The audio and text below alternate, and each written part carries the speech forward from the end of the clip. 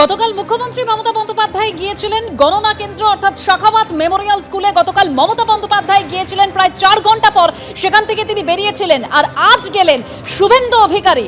কিছুক্ষণ আগেই তিনি সেখান থেকে বেরিয়েছেন। একেবারে দুটো ছবি আপনাদের সামনে শুরুতেই তুলে ধরলাম। তবে আমার 3 প্রতিনিধি আমার সঙ্গে এই মুহূর্তে রয়েছেন। একদিকে সুকান্ত মুখোপাধ্যায়, অন্যদিকে আশাফুল হোসেন এবং রুমা পাল। শুরুতেই সুকান্ত। দেখো 6:41 নাগাদ শুভেন্দু অধিকারী আসেন শাখাওয়াত এই স্কুলে এবং তারপরে প্রায় 56 অর্থাৎ 6:56 প্রায় 15 মিনিটের মতন তিনি এখানে থাকেন। প্রথমে তিনি ভেতরে চলে যান এবং সেখানে স্ট্রং রুম বাইরে থেকে দেখার পর সরাসরি তিনি সেখান থেকে বেরিয়ে আসেন এবং তিনি গতকালকে মুখ্যমন্ত্রী যে 4 ঘন্টা এখানে ছিলেন এই গোটা ঘটনার আমরা দেখলাম যে তিনি কিন্তু প্রতিবাদ করলেন এবং তারপরে তিনি এখান থেকে বেরিয়ে যান এবং নির্বাচন কমিশনের তার যে পূর্ব ঘোষিত যে কিছু কর্মসূচি রয়েছে সেখানে তিনি যান। এবং আজকেও যেটা দেখা গেছে যে গতকালকে মুখ্যমন্ত্রী এখানে 4 ঘন্টা থাকার পর যখন বাইরে ব্যাপকভাবে বিক্ষোভ হচ্ছিল, তারপরে আজকে সকাল থেকে কিন্তু এই স্কুলের সামনে চেহারাটা পুরোপুরি বদলে গিয়েছে।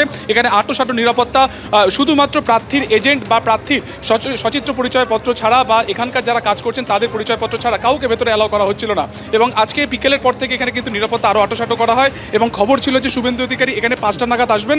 পরবর্তী সময় তিনি অরফ্যানগঞ্জে একটি দলীয় মিটিংয়ে তিনি যান এবং তারপর সেখান থেকে সরাসরি এখানে চলে আসেন। ঠিক এই যে গেট রয়েছে এখান থেকে তিনি ভেতরে চলে যান এবং সেখানে বাইরে থেকে যেখান থেকে স্ট্রং রুম মানে তিনি ভিজিট করেন এবং সেখান থেকে ভিজিট করার পর তিনি এখানে বেরিয়ে আসেন। সব মিলিয়ে 13 থেকে 15 মিনিটের মতন তিনি ভেতরে থাকেন এবং তারপর এখান থেকে তিনি বেরিয়ে চলে যান।